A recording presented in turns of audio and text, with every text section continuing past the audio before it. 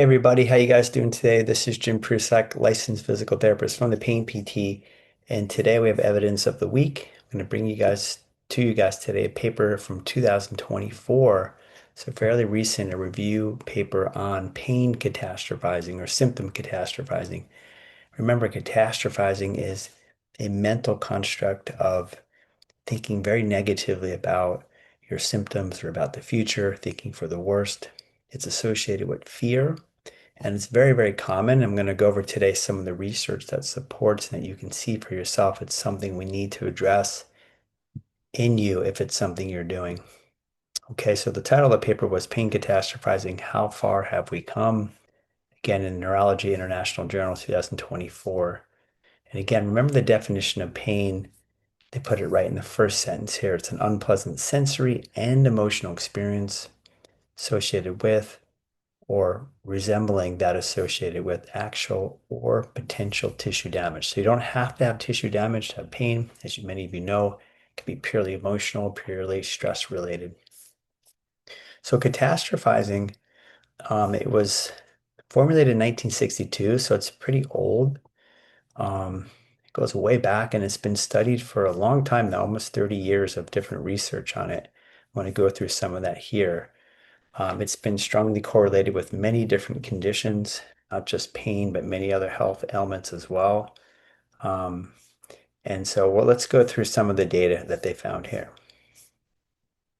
So if we look at catastrophizing, in one paper from 2022, a meta-analysis, they looked at the fear avoidance model, which is something I've talked about as well. You can look for it on my channel. The fear avoidance model includes catastrophizing as one of the components of this model, where fear drives the person to avoid, and catastrophizing and vigilance are also a couple other components. So we're highlighting catastrophizing today. And in this particular paper in 2022, there was 335 studies, so there's a lot of data here. They found that in individuals suffering from different types of pain conditions, there was a medium to large association. So it's really big, right? Medium to large association from the data between pain catastrophizing and fear of the pain and pain vigilance, pain related negative emotion, anxiety, depression, pain intensity, and disability. So there was a connection between all these different things with pain or symptom catastrophizing. Okay, because catastrophizing again is related to the fear, that emotion. So vigilance is also something that comes from fear, hypervigilance.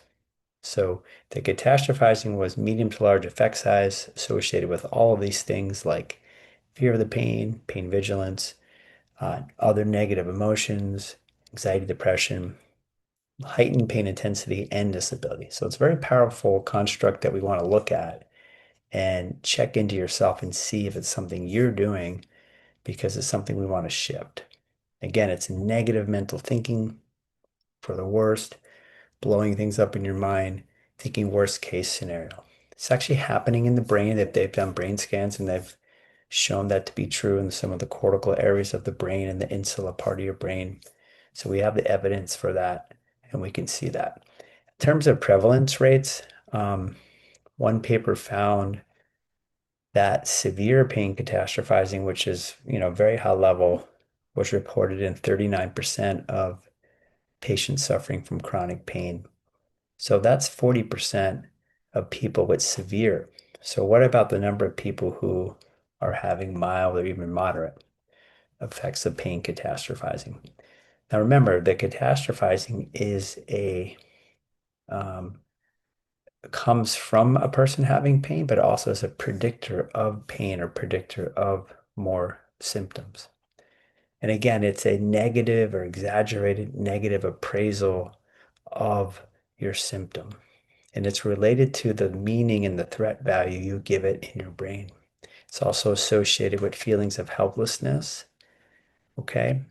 So that's also part of the catastrophizing that we see. And it's sort of the opposite of Some other coping strategies, such as positive reinterpretation, or what I call reframing situations, or cognitive reappraisal, it's called, and acceptance of pain. So, catastrophizing is a very negative, maladaptive strategy that we're trying to catch and then shift into something more positive, like reframing, cognitive reappraisal, and acceptance of symptoms.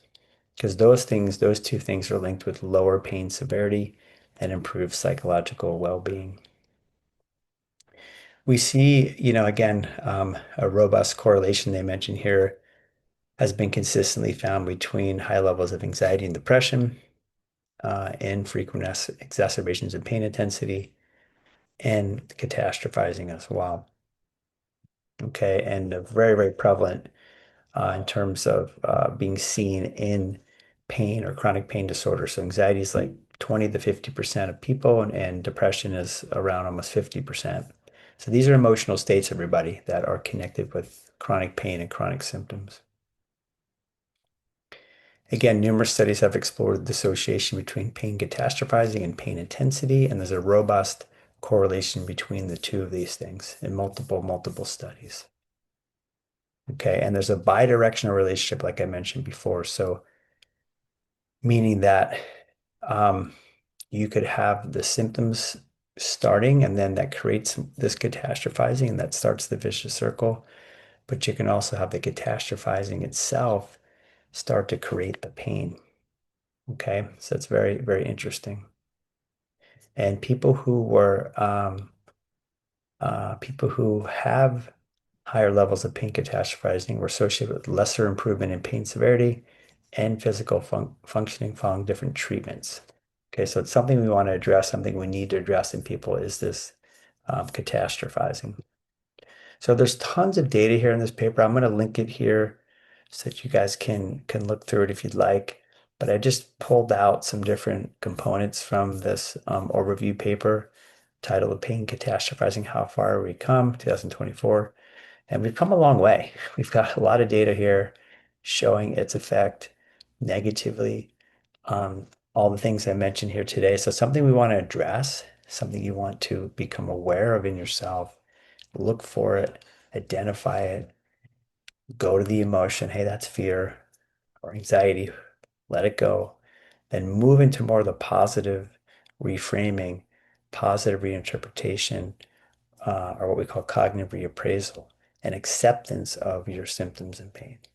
Because catastrophizing is only going to further entrench you in that negative state, and it's going to produce more symptoms as well as more fear. All right, everybody. Hope you guys enjoyed it. Give it a like, thumbs up if you do like it. Subscribe to the channel if you haven't yet, so more people can get this information. If you are looking for help, one-to-one or group coaching, reach out. You can find me at thepainpt.com, and I'll see you guys later. Bye bye now.